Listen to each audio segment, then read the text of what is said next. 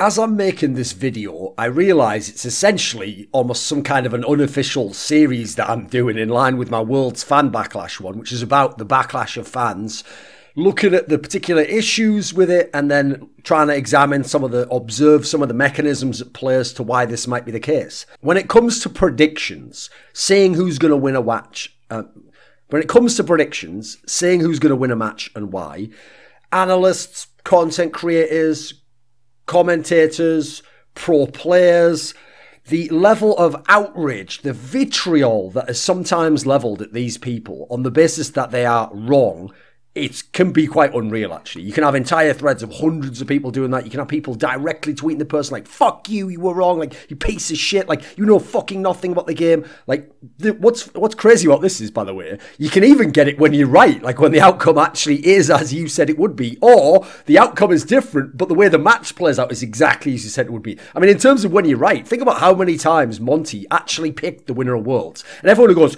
he just picked Koreans. No, he actually didn't pick Koreans to all do well, all make the top, to make the final of Worlds. He didn't just randomly pick a Korean team to win Worlds. He picked the Korean team that would win Worlds out of 3 pretty much every single time he was involved in League of Legends. That clearly shows he was right. Some of the reasons were right. The outcome was right. And yet despite that, even he used to get like abuse. Even he used to get loads of comments that were like basically cognitive dissonance from his haters. He would get like, why can't you just stop sucking Korea's dick? Or all you do is just pick a Korean. Like, you just pick them because they're Korean, man. Why do you hate NA so much, you know? Why can't you just support Cloud9? Like, even if they're not going to win, why can't you just say they're going to win? Why can't you just believe in them for once?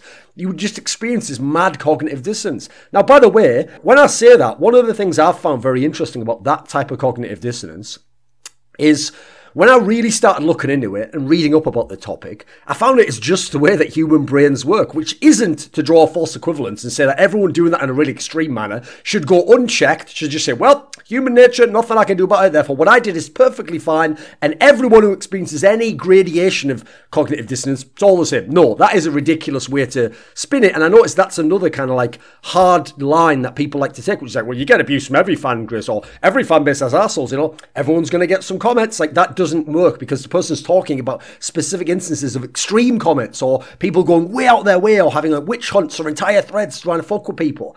But I will say this, the interesting point is, when I found out about this, I noticed, it's the way my brain works, everyone, as far as I can tell, falls into this trap at some point in time, or when they're either at a certain moment in time, it's a perfect storm, like the wrong circumstances, the wrong thing happens, they're feeling bad, they're in a bad mood, whatever the situation might be, and it's exactly the right topic. Like, it's exactly the player they really like, it's the team they really like, it's a moment where part of them feels like it's going awesome, and then someone said something in that moment. Yeah, we all experience it. I get it myself. Like, if someone says to me, like, Flame actually isn't that good a top laner, and you know what, like, you know, he fed in this particular game. Yeah, you know what, there'll be many times, if it's the wrong type of day, if I'm in a bad mood, I'm not just going to say, well, I disagree with that, you know, and actually in that game I thought you played a lot better, and you know, you had a lot of jungle ganks from the opposing jungler at that time, and his jungler was playing around bot lane, and they had priority through the bot lane, so obviously that's the way they were going to play the game, so it wasn't about that, and you know, that doesn't mean he was really... oftentimes I won't say that. My reaction to their vitriolic, kind of oftentimes just rude statement, or seemingly brash statement, will just be something like, well, what about, and then I'll pick a different one, or if I see they're a TSM, like, well, what about Hortzer then? Oh, you think he would be as good if he didn't have this jungler there? Or, oh, you know that actually fucking so-and-so X and Y did this, and that was fine in that region, but you wouldn't say anything about that, would you? Like, I do it myself. We all fall into this trap. That's why I'm saying part of this is about observing the mechanism. Just, it's interesting to me, anthropologically, to look at how people react culturally, societally, to ask why they think this way, or what this kind of trend is in that respect. It's also because, quite frankly, it's a lot easier to attack someone else and what you think they hold dear than to defend you and what you hold dear. That's just human nature, I'm afraid. Like, I hope we can all strive to be better. I try to myself. That's why in my videos, I don't tend to take that approach, even though I might on Twitter, or if someone just brought something up impromptu on a talk show. That's just the nature of the world. Now, here's the interesting thing.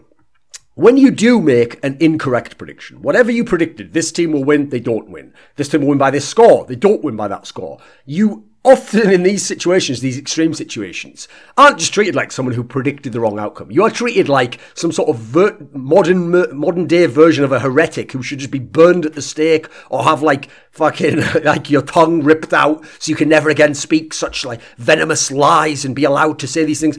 Suddenly, you know nothing about the game. Literally nothing. You're a fucking fraud. How dare you present yourself as someone who knows something about the game? You're a liar. You knew that deep down that they wouldn't win, but you just fucking hate NA and you love Korea instead. Like, you're biased. Like, you just can't ever admit when NA is good, you know. It doesn't matter, by the way, whether these things, again, because of cognitive dissonance, don't match up with facts. In the past, you might have said TSM would win. You might have said some Chinese team would beat a Korean team. None of these things matter because it's not actually you that the person is responding to here. They're taking your statement and they're responding to it in a way that's dealing with their issues, with their emotions, with the feeling you created in them, which they're justifying through attempts at argument. Now, these are fairly weak attempts at argument. Most of them are just ad hominem attacks and just actually making stuff up and fabricating things and trying to bridge the gap between their irrational, emotional feelings and what they think you said or want you to have said to make that seem reasonable to other people. Sure, there's that. You're called a hater. You must hate that team. But as I say, a lot of this is just pent-up emotion. Like, I actually take a lot of it and just say, that's not a big deal, you know. Let the guy just vent, you know. There's all those times when maybe you were right, but because you were right in a smug way, they were like, I can't actually fucking wrong. Or all the times when them and their team were wrong or lost. And they've had to listen to people say, see, they weren't that good, or meme on them, etc. So now when they have their moment of triumph, because they've got their own issues, unfortunately, as a person, they're not going to be out there like, yeah, celebrate good times. Celebrate good times. Cloud9 in semi-finals. No, they're going to take a moment out and go, now let's fuck up everyone who ever said that team wouldn't win. Which again, it's a fairly human reaction. You think I wouldn't go ham on, well, it'd be like a few years back now, but if TSM had lost like Season 6 summer finals, you think I wouldn't have just memed all over TSM? Of course I would. Now, I wouldn't literally be messaging that because like, fuck you, you piece of shit, you should never play again, you're a terrible fucking middle and a fraudulent bitch, or messaging all the analysts who said they were going to win, like, see, what happened now? You said Hodson would win, you know fucking nothing about this game. So that's why I say, don't draw the false equivalence. Like, generally, I'm not doing that sort of behaviour. But we can all fall into that trap, of course. And plus, as long as you do it in a light-hearted manner or without too much vitriol, I don't think it's a big deal. I think it's fine to vent sometimes. What do you think Twitter, what do you think fucking Reddit is for? To some degree, it's for just fans, plebs. We're all plebs. We're on Twitter and Reddit, by the way. I'm not any better. But in those circumstances, because that's not a video, that's not an article, that's not something I put hours and hours of work into and thought about and tried to use all this expert analysis. We're all just plebs spitting out our little hot takes and opinions. So that's exactly the appropriate place for us all to vent. But if you go too far beyond that, it's going to get nasty, isn't it? And at the end of the day, even if you want to be right over someone, do you really want to hurt their feelings really bad? Like, it's one thing if you say something that's true, like, you know, your team was never that good at laning. That's a bit different from, like, you worthless piece of shit analyst, you should never work in this game again. You've always been a fraud and a coward. Like, you can see the difference there, I would hope. If you can't, fair play for watching this far in the video. I've got your click already. I've already made the money, but I don't really know what you're going to get out of this one. But let's keep talking about this topic. Because as I say, when it's just pent-up emotion, when it's just people memeing or just getting a little bit irate, fair enough, whatever. I have thick skin compared to a lot of people in the industry. I mean, people might not know that because when I make the fan logic tweets, people think, you just reply to every comment. Nah, mate, I have hundreds of thousands of followers. I get a lot of engagement on my tweets. I dodge the majority of them. When I think there's something funny to bring out or something that I think I could get some value myself out of by mocking or bringing to people's attention, I do it. You should see what some of the talent, who are some of the nice guys, some of the fucking baby faces out there in the scene, you should see what they're like behind the scenes when they don't tweet about it, but they're reading all these comments, they're getting tortured by them, they're asking you agreements. How can they say that? Like, I didn't do that. And I always tell them, like, dude, just, like, in this setting, we're in agreement, just don't look at those for now. Like, look at them later if you want to, and also, try and put yourself in a frame of mind of, like, either switch the filter from, like, horror or fucking outrage to comedy and just make fun of it and be like, whatever, look at this idiot, haha, like we're all laughing about this.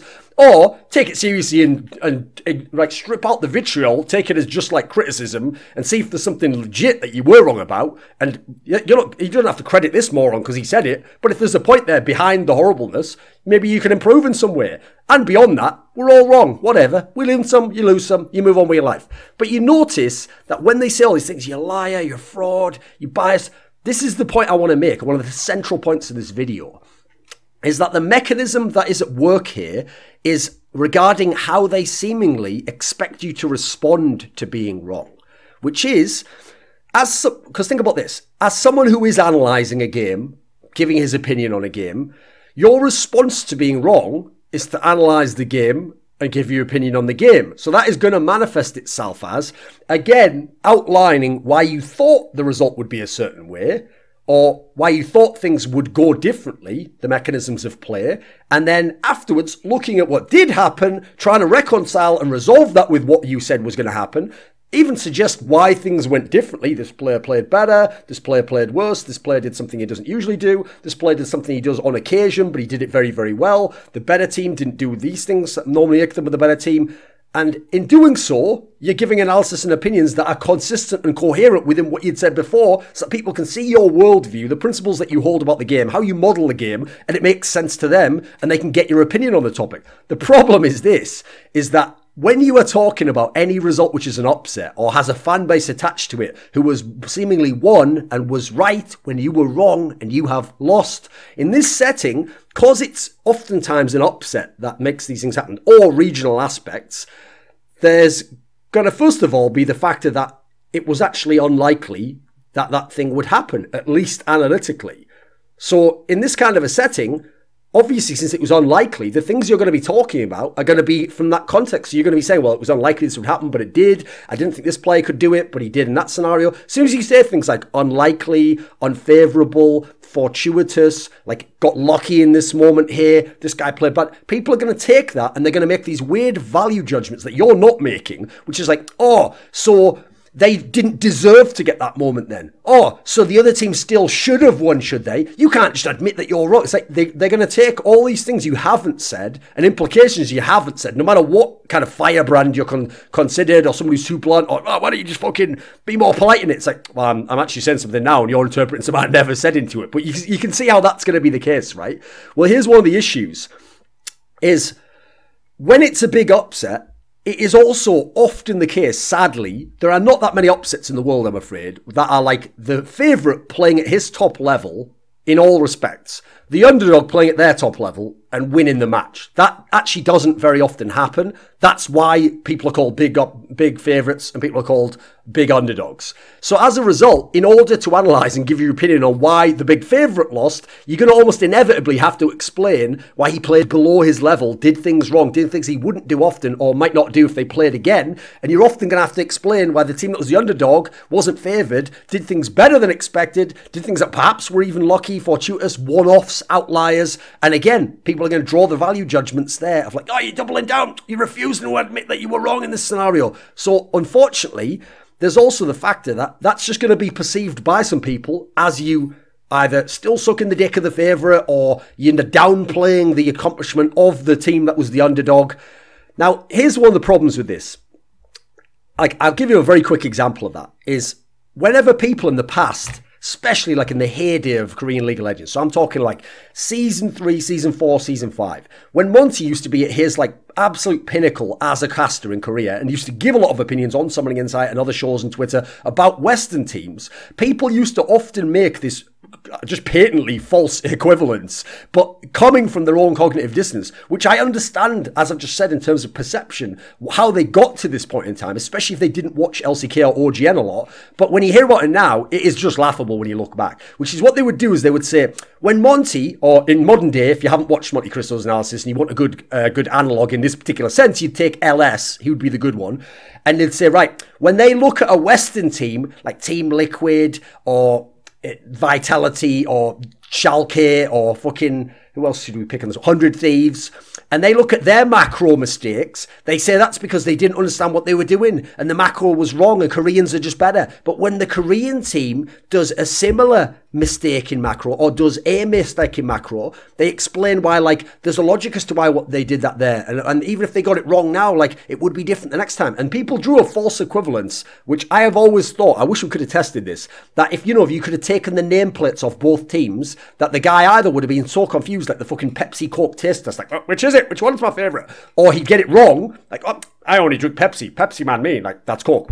Shit. Like, they either think that would happen, or they haven't thought it through. Because I can tell you from knowing people who are experts like this, like, I actually don't think LS is trolling when he says that. Like, I think if you took a bunch of the elite Koreans and a bunch of the elite Westerners, you took the nameplates off, I think he would get most of the Korean ones. I think he's actually right. I think some of the nuance there is absolutely accurate. It's very good analysis. Unfortunately, yes, the way he delivers it is in something of a firebrand, very extreme manner, you could say. I wouldn't really say extreme. It's not really fucking extreme to just go like, this guy's not very good at the game. I think the other guy's way better about a fucking video game, is it? Like, it's not hate speech, is it? But I see what people mean when they use, like, it's hyperbole, isn't it? Like, he's adding a little bit extra mustard and fucking onions to the hot dog. It's not just bare bones, is he? Not just giving you the bun and the fucking wiener, as it were. Well, I mean, in some ways he is giving you the wiener in your bun, but then you've got the scenario. And by the way, if he didn't do that, if he really did just do analysis of actually, I think to 65% chance this team will win for these reasons. They lost. They did a bad macro move here. You know what? You wouldn't watch it. You wouldn't have heard of it. You wouldn't be outraged at it. Because I can tell you who does that. Kelsey Moser, Clement Chu. There's loads of people over the years who've done that type of analysis. They're not as big as Loco, LS, me, Monty. They're not as, like, people aren't as interested in their opinions. People aren't held by their opinions as much. That's why, actually, I don't go to those people and go, you're doing a great job. You know, you're not getting any of the hit I am. Like, just keep going. I actually tell a lot of them, if you can, try and put a bit of personality into there. Jazz it up a little bit. Don't play it safe on every prediction. Sometimes, if you really think there's only a 20% chance of something happening, you can mention it in the video, but put more of the emphasis on the 80% what's going to happen, and then spice it up a little bit. Now, don't lie. Don't ever say what you don't actually think is going to happen, but the way that you say it is what people are reacting to, and yes, they're reacting negatively in certain instances, but that's also the reason they're reacting in the first place. The worst thing to be is the guy they just ignore and go, who even gives a fuck whether you're right or wrong? Like, I don't really give a fuck. I don't watch your shit. So there is that aspect to say, and I've always thought that false equivalence was ridiculous. So then look at this. So if you want to look at Worlds, the obvious example, the one that is making me think of this video, is Cloud9 beating a Freaker. Not just beating them, 3-0ing them. And while I won't say every game was a stomp, just looking like generally a much better team in that quarter-final. And a Freaker never really got to the points, except maybe like one game where I actually thought they could ever truly win the game. Like, they made some moves early game. They were far from winning the games yet. And Cloud9 did a lot of great responses to what they were doing and played very proactively themselves. Now, on paper, that is a big upset, but that's in isolation. Well, let me think how you'd explain this. No, let's go. In fact, actually, my phrasing doesn't make sense. It's the opposite. It's not a big upset in isolation that Cloud9, the way they've been playing this Worlds, could beat a Freaker the way they've been playing this Worlds in that matchup. But if you say that, if you don't say the words in isolation, people are just going to go, wow, so a Freaker was never good and you said they'd 3-0 them. Oh, so Cloud9's suddenly good, right? You said they'd get 3-0'd. That's the point. In isolation, it's not that big an upset after you've seen how it's played. And I don't mean that in a very trite manner of like, well, we know they lost now. I mean, just those two teams against each other, I can give you a whole bunch of context now that makes it less and less and less and less of an upset. But the problem is this. When you then look at a lot of the things that go into League of Legends analysis and predictions and the nature of the circuit in Worlds, it makes it a big upset where it was, by all these factors, it's just not all of the factors necessarily were actually real and tangible, but they were things you had to consider. That doesn't make sense. Think about it this way. So the issue immediately is that Worlds is only held once a year. And since Cloud9 and fucking Afrika don't win their regions, they're not going to MSI. So we're only getting one scenario where these teams can play each other. It's held once a year. They're going to play once in a best of 5. The meta could be totally different from regional play. So everything you've seen in regional play might not apply. C9 got convincingly bashed out by a macro team in the fucking finals of NALCS. A team like C9 went 5 games with Gambit at this Worlds in the plane. You know, in this kind of a scenario, C9 went 5 games with TSM in the NLS play. If you take the regional play aspect, you'd actually have to predict C9's going to lose. Now, as we saw, regional aspect had almost nothing to do with how Worlds played out. But again, what data are analysts supposed to go off, right? Gambit game was actually at this fucking Worlds. It's just the intrameta of Worlds hadn't developed entirely. And in fact, I'd even argue it hasn't properly, fully been understood and developed until the hindsight of semis. Like, before semis, I didn't hear people making predictions like, it's going to be all the solo laner teams that win. Because think about it, KT Rolster was out there, RNG was out there. These aren't teams that are just solo lane beast teams that are playing on the solo laners. We now know it was about solo lanes because they're the 4 teams pretty much that made it to the playoffs, aren't they? That's all in hindsight. Even the best analysts in the world couldn't see that coming. So the point is, then you've got the factor that teams perform differently in group stage games, in regional play, than they do in big stage matches and playoffs and majors. You get teams who have never played before at all. There's no history of the matchup. So you can't use what I call, like, I take the term MMA math, where people are like, well, if GSP beat Nick Diaz, and Nick Diaz could beat Carlos Condit, and Carlos Condit almost beat GSP, then what does that mean about GSP? It's like, that doesn't work, okay? People have seen that in MMA. It doesn't work in esports either. You can't be like, but Team Liquid convincingly beat Cloud9, but Cloud9 just convincingly beat a Freak of Freaks. Therefore, Team Liquid have beaten a Freak of Freaks 3-0 by even more, and they never even would have gotten any problem. No, it wouldn't work that way. In fact, as we've seen at this World, I think Team Liquid would probably fucking lose to a Freak of Freaks, if we're being honest. So, League of Legends math in that particular sense doesn't work either.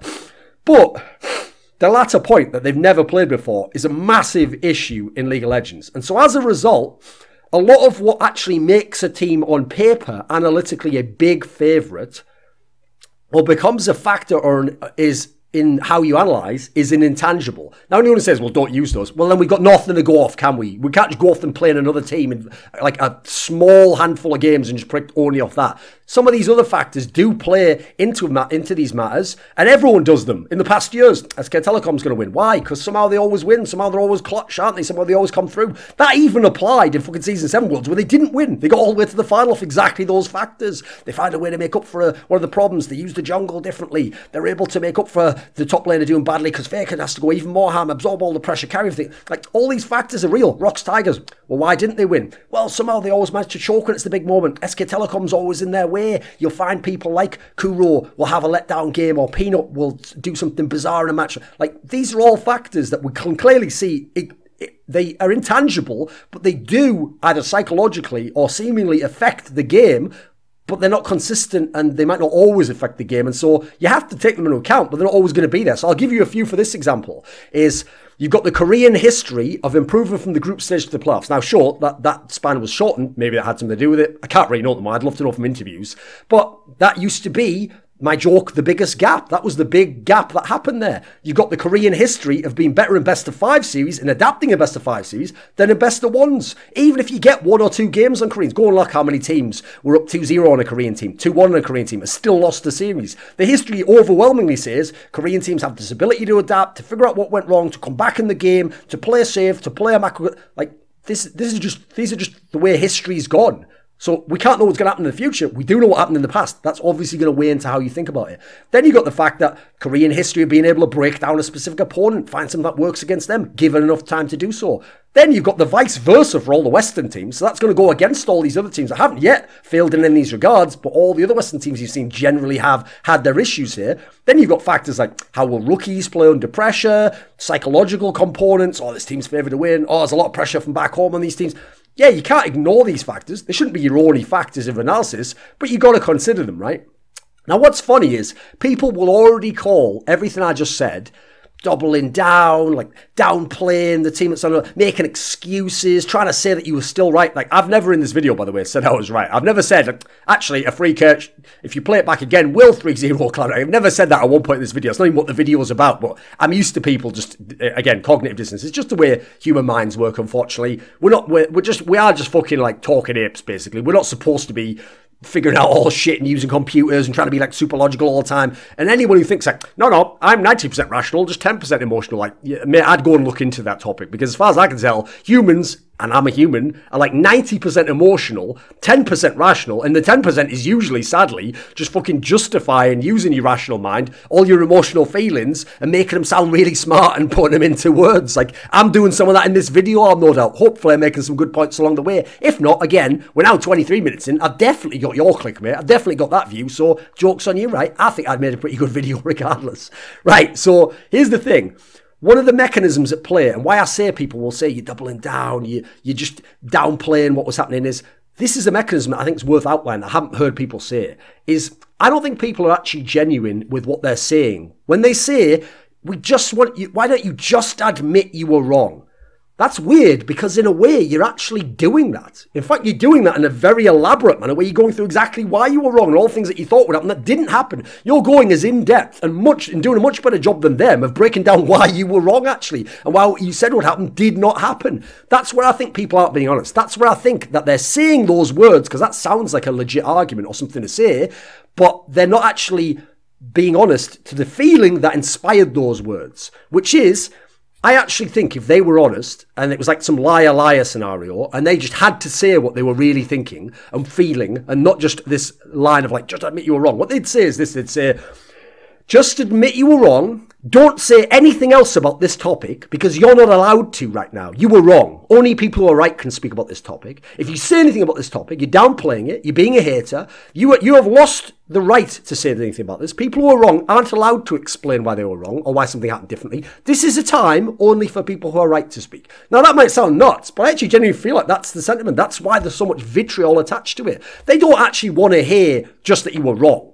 It's obvious you were wrong. Practically everyone I know who makes incorrect predictions would say, yeah, well, yeah, I was wrong on that one. And they'd even laugh about it, like, yeah, actually, I did get fucking wrecked on that one, didn't I?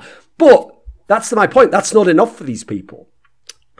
They seem to want some kind of explanation that just addresses why you were always wrong, why you were always going to be wrong, why everything you said was wrong due to the result, and why they were right, whether they gave good reasons and whether your reasons were good or not, and thus why they, this is a key element, have now gained a temporary status over you, where their voice matters more than yours, and yours is to be denigrated. So it's not about actually admitting you were wrong. It's not about being consistent in your predictions and your analysis. It's about punishment and penance, neither, by the way, of which are appropriate for making an incorrect prediction about a video game match that happens between two teams once a year maximum, ever.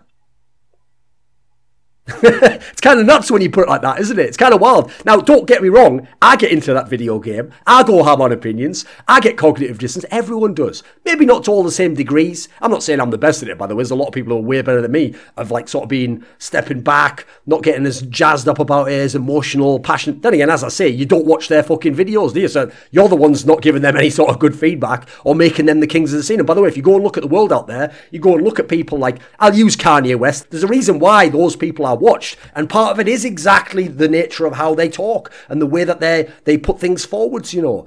It's not that if you're just the reasonable person, you'll get all the success. Life doesn't bear that out. That's just an absolute fact of the world. You might wish it was different, but wishing it was different means fuck all, right? Like there's a great line, if wishes were horses, then beggars would ride. Exactly, because who gives a fuck? They don't do anything, do they?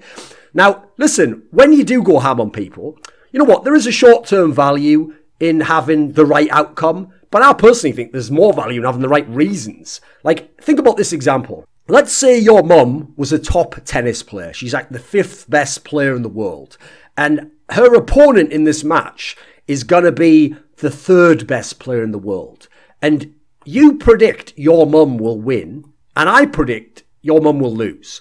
But the reasons why you predict it, and your mum, by the way, wins the match. So, outcome, you're right. But when we look at the reasons, you predicted your mum would win because she's your mum, you love her, and you really believe in her, and you've seen how she practices.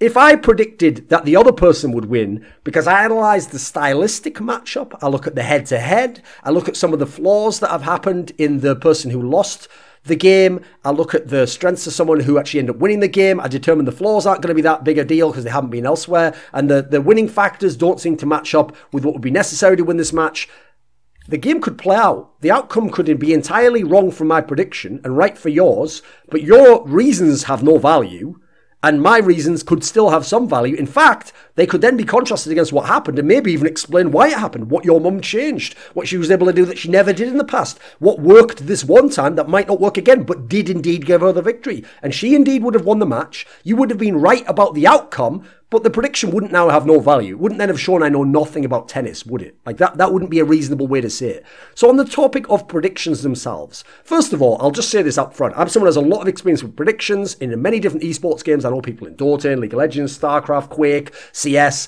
Now, I have to say, from knowing a lot of the top analysts in all these games, most of them think that predictions mean extremely little. Most of them will even say, even after I do all the analysis of a game, I come to all the factors, at the end, I'm almost just thinking impromptu, actually, who will win it? I'll go for this team 3-1. Like, that's the part where, because it's guessing the future, they can do the least in terms of real analysis for.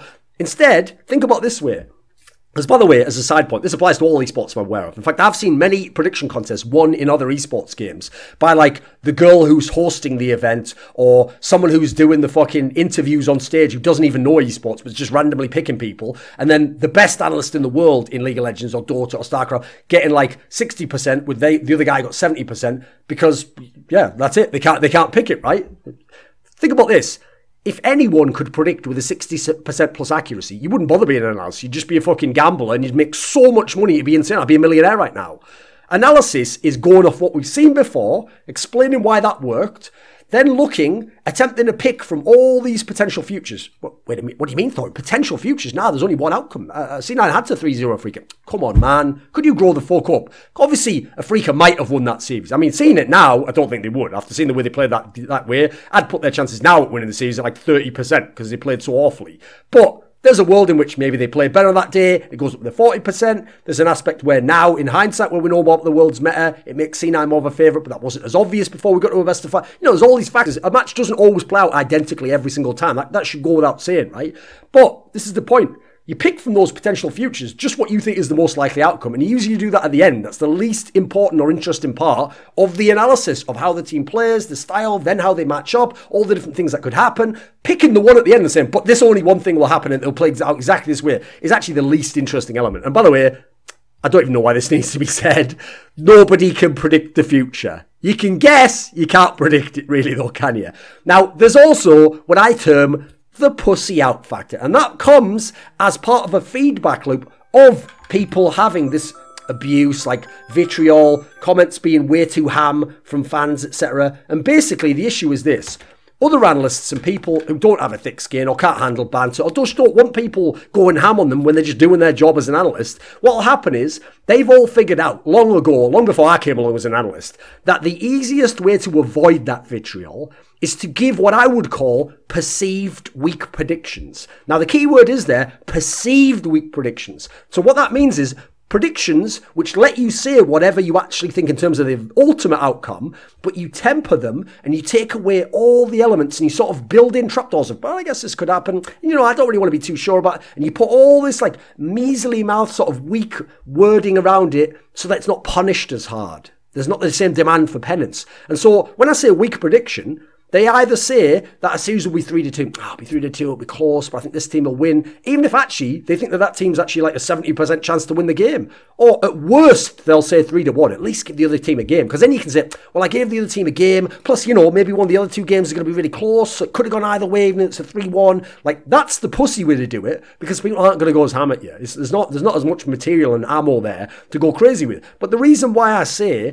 that that's actually a weak prediction or perceived weak prediction is because you know what? If one team is a 70 or an 80% favourite to win a match and you say it's going to be 3-2, that's actually a very strong prediction. You're saying that the underdog, who at the moment you think doesn't have a great chance, is going to win 2 out of the 5 games, 40% of the matches, and potentially even have a chance to win the whole game. That actually is a very weird thing to say. It's actually bad analysis, in my opinion, if you don't really think that's the case. I don't think that a 3-0 from a team you think's a heavy favourite or a 3-2, I don't think either of those are weak predictions, but they're perceived that way. That's the key point. And I think if you think someone's a big favourite and you really do think there's no logical reason the other team can win a game, logically you should say it's a 3-0. Now, sometimes you don't as an analyst because you think, but at the same time, even though it should be a 3-0, so this happens in Counter-Strike, where on theory, this Team A should win each of the 3 maps, so they should win 2-0, right? But Team A also has a history of not being able to win 2-0, of having a little bit of failure, even on the map they're strong on, or winning the first map and then getting lax, and so they always lose the game. So that's why people then often go, but I'll give the other team a game. Now, so many analysts and commentators do this. They hedge as a result. Now, I get it. If their brand's being the wholesome guy, the guy's very charismatic, if they're a commentator, they have to be listened to a lot, and so people have to enjoy listening to you. They can't dislike you and your personality very much. I get why you play the game safe that way. But people who aren't in that position, like, you do you, homie, but I think it's kind of pussy, personally. Like, especially when I know behind the scenes that they didn't think that way, but they were like, I don't want all the fucking Fnatic fans up my ass, etc. I think that's kind of bullshit, personally. If you want us to just be right and to never have anything you can get angry about, which, by the way, as I've pointed out, being angry is part of the natural process, or at least in 21st century human culture in North America and Europe to some degree, but not every country in Europe. It's part of the culture of people wanting to vent and get these emotions out and to use hot takes. Like, as I say, if you want to not have the opportunity to do that, which, by the way, I think it's actually shows some value in the community. I think it serves a purpose. But if you don't want that to ever be the case, and us to never have to wreck any analysts again or go ham on them or have vitriol, you know what? We won't do predictions. We'll just lay out all the possibilities. We'll talk about the ones we think are slightly more likely. We'll talk about the win conditions of each team, how they match up, and we'll just leave it right there. Right? No prediction at the end of it. Because you know what? That's what we did in certain esports at some points in time. In CS, they used to do it. They used to say, what's the point in predictions? It just gets you here. And I used to say to people, no, let's do all the first part, but then at the end, let's give a prediction and make it fucking fun. Let's ignore the haters. Why are we going to let them dictate what we do? Let's actually have some fun with this. Let's make ourselves pick one. I also think, finally, that actually one of the good things about making a prediction is no matter what you've analysed correctly about the rest of it, it makes you have to sort of go with your gut and go with your intuition and say what you think's going to happen, despite sometimes even some of the aspects. That's why sometimes you pick an underdog, even though, like, Raz picking 100 Thieves to beat Fnatic. Every factor says Fnatic was going to win that game. I think he would even acknowledge as much, but something about his gut told him Fnatic might drop this one off. 100 Thieves somehow can win. They've still got some good players. Like, I get why sometimes you do that, but it's not really that significant. It's not really part of his analysis, is it? It's just going off your gut at the end. So talking shit afterwards, yeah, that could be fun. That's not really what I'm referencing or addressing here. I'm talking about like going way too far with it or making like ridiculous statements about people. Now you might say, as we close this video up, well, maybe their vitriol just matches your tone, where you're obnoxious, you're smarmy, you're smug, you're rude. Problem with that is data and all the what would you say, experiential anecdotes don't match up with that, quite frankly. Like, sure, I might get more abuse, or people going more ham at me, but even the very mild-mannered people, like Kelsey, like Vidius, they get people right up their fucking arse as well, mate. They get just as bad comments, just not as many of them, and they're not as famous, and quite frankly, I don't know if the trade-off is good there. If not being as famous and not being as relevant is actually good to get just less horrible comments on the internet. I personally would take that trade all day long. Give me more horrible comments, give me more all the fame and all the money and all the relevance. Yeah, I'll go ahead and take the latter deal on that one. I reckon I can go ahead and mute some people or ignore some, as long as those fucking zeros keep adding up in that bank account, mate. Now then, another topic in terms of this one that there's no solution to it. Like, this isn't about saying everyone's wrong and do something differently. I don't even know that there necessarily should be a solution to it. Maybe it's an important part of people's, I don't know, psychic cleansing, like this cathartic feeling of getting out the fact that, like, oh, everyone's wrong, etc., and then you just go on with your day, etc. It's also seemingly how our minds work, at least in the modern application of whatever operating system we're culturally running in our brains. Now, sure, the bad examples, they are extreme, but they're just people. Like, think about it this way, and this will take a lot of the sting out of it. Not only are they experiencing cognitive dissonance often, but they're often just people manifesting their own issues from life. They're tired, they've had a bad day, they work a shitty job, they support this team for a long time, they've never had a chance to brag about it, they feel like you've been obnoxious. Whatever the factors are, it's just them manifesting their own feelings and issues through the prism of the League of Legends game, and you yourself get sucked into it because the way they're saying it isn't exactly what they're actually feeling, and so you address what they say rather than what they're feeling, and therefore we get in this scenario where no one's really communicating, no one's understand each other, everyone's just emotion flying all over the place, which, you know what, it could be fun, we can have some fun with that, but let's not go too far, let's not be ridiculous. And finally, when a legendary upset happens, Cloud9 beating a Freak of Freaks, yeah, surely in isolation it's not as crazy, but you look at all the context I added in, it's really crazy, it's a fucking legendary upset. If you don't bill it as all that, if you don't explain why it wasn't supposed to happen, why all these factors went differently, it's not a legendary an upset, is it? Like, that's one of the coolest things about it, that they actually were able to get out of a group that had tournament favourites in it.